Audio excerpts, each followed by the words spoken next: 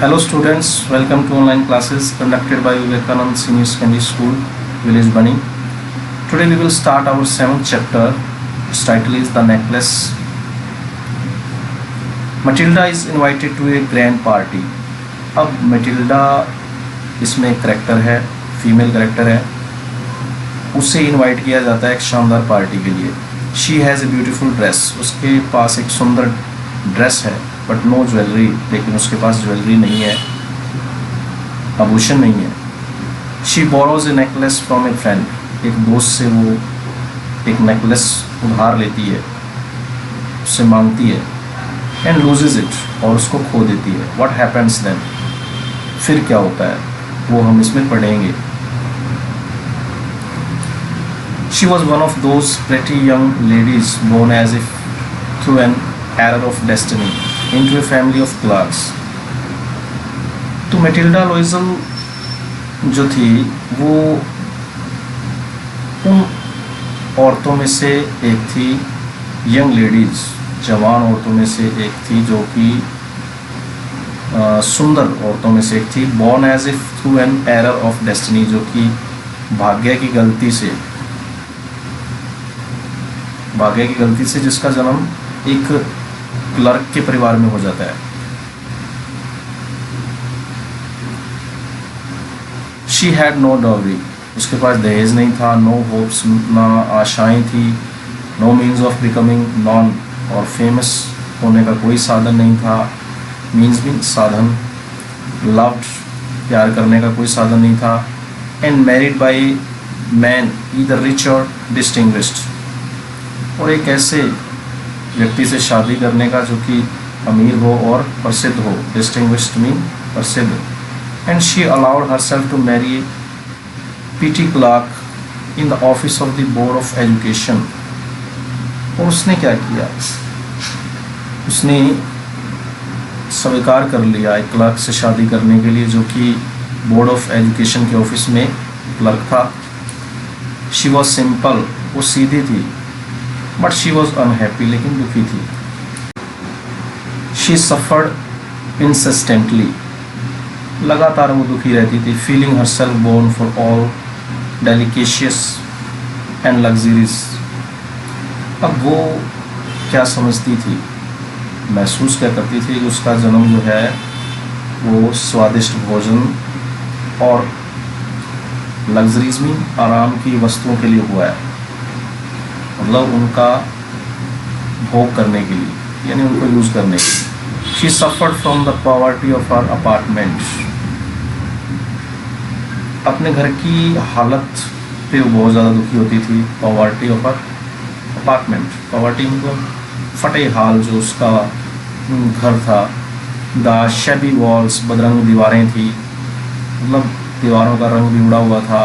And the Warne chairs, और टूटी फूटी कुर्सियाँ थी. ऑल दीज थिंग्स टॉर्चर्ड, सारी चीज़ें उसको टॉर्चर करती थी, बहुत ही पीड़ित करती थी. एंड एंगर्ड हर, और उसको गुस्सा दिलाती थी. When she seated herself for dinner opposite her husband, जब वो अपने पति के साथ भोजन करने के लिए बैठा करती थी. Who uncovered the touring with A dilated air, वो खुशी से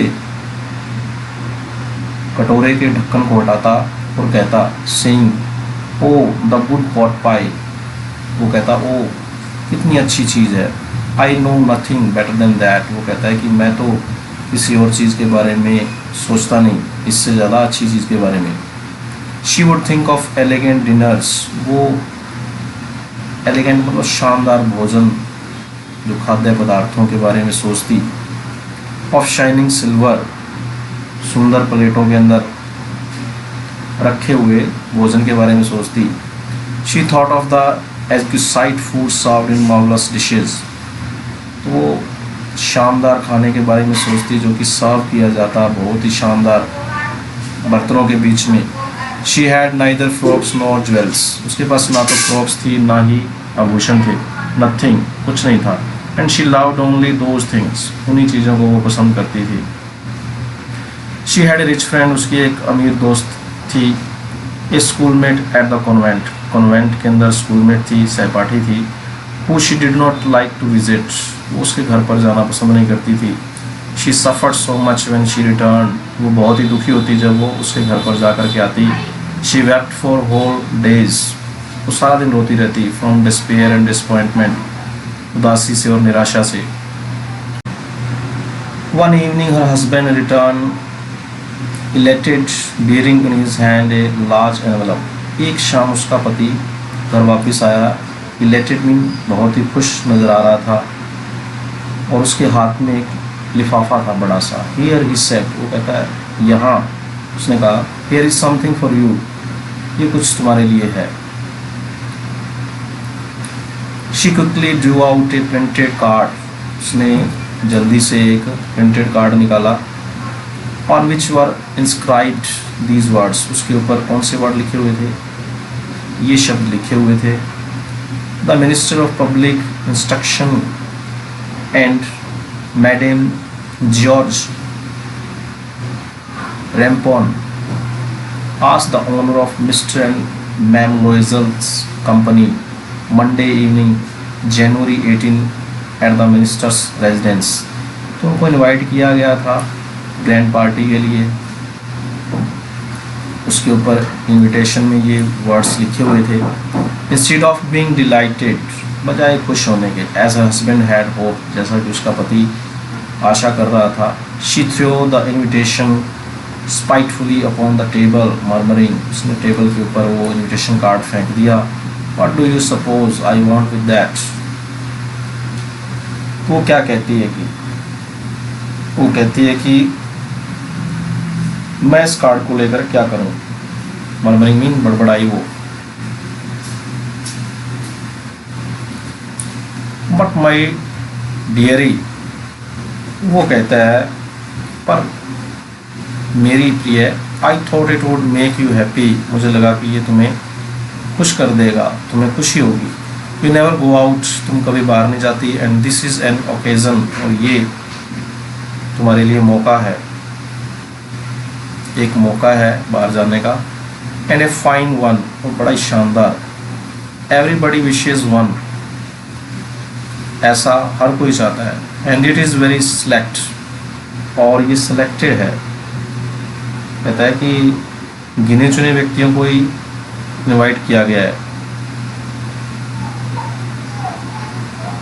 not many are given to employees, कर्मचारियों में से वो कहता है केवल कुछ एक को ये कार्ड दिए गए हैं। You will see the whole official world there, वो कहता है कि तुम सारे अधिकारियों को मिल सकोगी वहाँ पर।